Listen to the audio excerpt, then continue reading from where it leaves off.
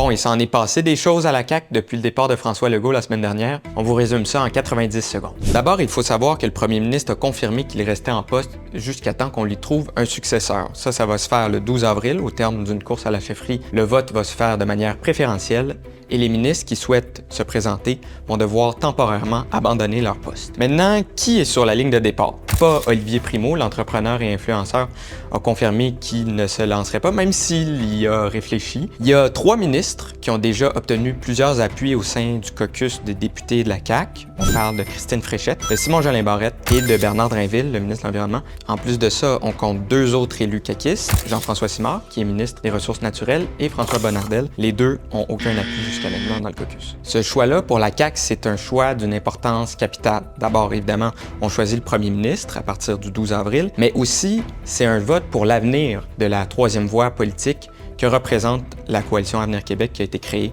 en 2011 par François Legault. François Legault, lui, est pas stressé outre mesure. Il a répété mercredi que la CAQ était plus à propos que jamais. Je pense actuellement qu'on a besoin d'un parti économique. Je vois sûrement pas ça au Parti québécois. Puis on a besoin d'un parti qui va arrêter le déclin du français à Montréal. Puis je vois sûrement pas ça au Parti libéral. Ça n'a pas empêché plusieurs poids lourds du gouvernement de dire qu'ils ne se représentaient pas en 2026. On parle ici de Geneviève Guilbeault et Sonia Lebel. Selon vous, quel est le destin de la CAQ après le départ du premier ministre? Dites-nous ça en commentaire.